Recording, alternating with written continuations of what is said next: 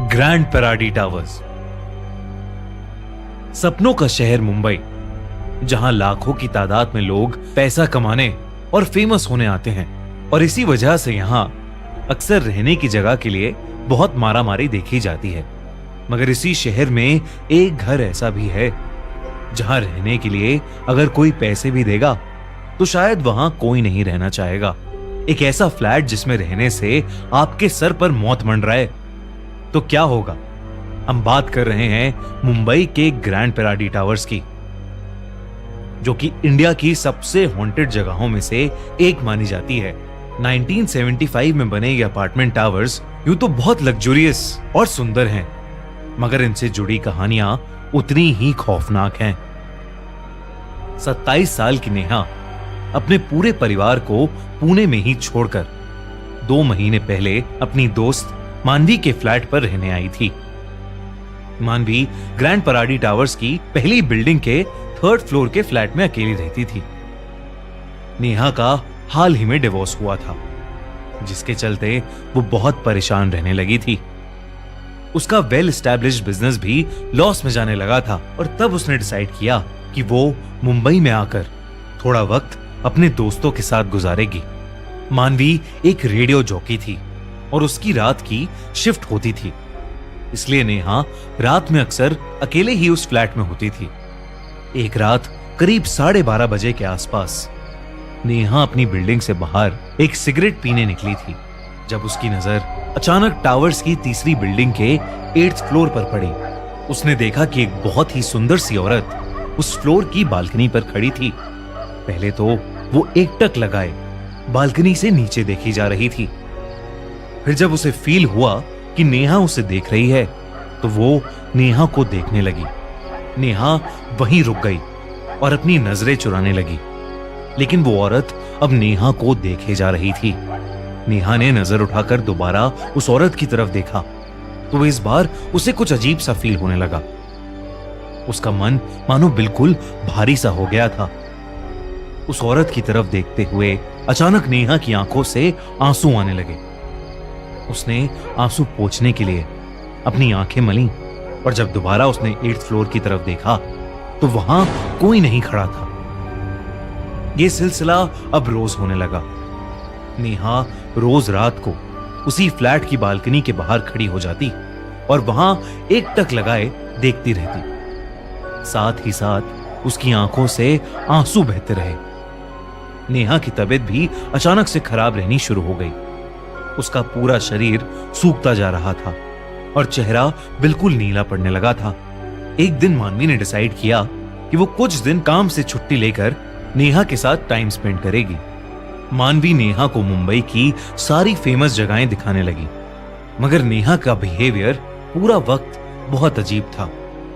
वो ना तो कुछ बोल रही थी और ना ही कोई रिएक्शन दे रही थी। रात होते होते मानवी उसे पार्टी कराने एक क्लब में ले गई, मगर नेहा को अचानक कुछ ऐसा हुआ कि मानवी घबरा उठी। नेहा को अचानक से एक सीजर आने लगा। नेहा को ऐसे दौरे पड़ रहे थे कि उसका पूरा शरीर कांप उठा था, और फिर वो अचानक से जमीन पर गिर पड़ी। किसी तरह मानवी ने नेहा के मुंह पर पानी की छींटें मारी, तब जाकर नेहा नॉर्मल हुई। उसके बाद दोनों वापस फ्लैट पर लौट गए और फ्रेश होकर सोने चले गए। मानवी ने यह तय कर लिया था कि वो अब अगली ही सुबह नेहा को एक थेरेपिस्ट के पास ले जाएगी, लेकिन उस दिन देर रात नेहा नींद से उठी और सीधा अपने फ्लैट से बाहर चली गई।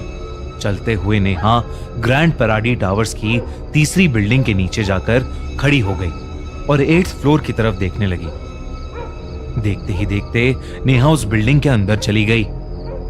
वो लिफ्ट में घुसी और 8th फ्लोर पर पहुंच गई।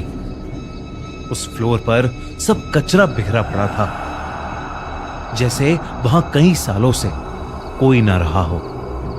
नेहा दरवाजे के सामने जाकर रुक गई और वो उस पर लगे ताले को देख ही रही थी कि अचानक से उस अपार्टमेंट का दरवाजा अपने आप खुल गया। नेहा हैरानी से वहीं खड़ी थी। उस अपार्टमेंट में से बहुत सड़ी बदबू आ रही थी। तभी नेहा को एक औरत ने आवाज लगाई। उसने सर उठाकर सामने देखा तो वहां वही औरत थी जिसे वो रोज देखती थी। वो औरत उस फ्लैट की बालकनी में खड़ी थी। उस औरत ने हंसकर नेहा को अपने पास आने का इशारा किया। नेहा ये देखकर उस फ्लैट के अंदर चली गई। वो बालकनी तक जा ही रही थी कि अचानक वो औरत वहां से गायब हो गई। ये देखकर नेहा घबरा गई और सीधा दरवाजे की तरफ वापस भागी, लेकिन वो दरवाजा अब लॉक था। नेहा जोर जोर से चिल्लाने लगी, दरवाजा पीटने लगी, मगर उसकी आवाज किसी तक नहीं पहुंची। तभी उसे लगा कि जैसे उसके पीछे कोई खड़ा है। वो मुड़ी और उसकी आंखें फटी की फटी रह गईं। उसके सामने वही औरत खड़ी थी, लेकिन उसके चेहरे पर एक बहुत ही लंबी और खतरनाक हंसी थी, पर उसकी आंखों से आंसू भी आ रहे थे। उसके बाल बिल्कुल बिखरे हुए थे, पर खाल बिल्कुल सड़ी हुई। देखते ही देखते उस फ्लैट में एक एक करके बहुत सारे मरे हुए लोगों की आत्माएं दिखाई देने लगीं। वो सब नेहा की तरफ बढ़ने लगे। वो सभी आत्माएं बहुत दुखी लग रही थीं। उन सब को देखकर नेहा का मन अचानक से बहुत भारी हो गया और उसकी आंखों से भी आंसू बहने लगे। वो बहुत ही ज्यादा डिप्रेस्ड फील करने लगी। एक एक करके वो सारी आत्माएं बालकनी पर चढ़कर वहां से कूदने लगीं। नेहा भी उनके पीछे जाकर खड़ी हो गई और अपनी बारी आने पर वो भी उस बालकनी से नीचे कूद गई। उधर मानवी को एक फोन आया, जिसे सुनकर उसके पैरों तले जमीन खिसक गई। उसे एक हॉस्पिटल से फोन आया था। नेहा को काफी बुरी हालत में उस हॉस्पिटल में एडमिट किया गया था, क्योंकि उसने ग्रैंड पैराडी टावर्स के 8th फ्लोर से कूदकर अपनी जान देने की कोशिश की थी। मानवी ये सुनकर दंग रह गई। उसे कुछ भी समझ नहीं आ रहा था कि आखिर नेहा उस 8th फ्लोर वाले फ्लैट में गई कैसे, क्योंकि वो फ्लैट तो न जाने कितने सालों से बंद पड़ा था। अगले दिन जब नेहा को होश आया तो उसने अपने साथ हुआ पूरा किस्सा मानवी को बताया, लेकिन फिर उसी रात नेहा ने अपना दम तोड़ दिया। मानवी नेहा की मौत से टूट चुकी थी और तब ग्रैंड पैराडी टावर में रहने वाले एक आदमी ने उसे कुछ ऐसा बताया जिससे मानवी के रोंगटे खड़े हो गए।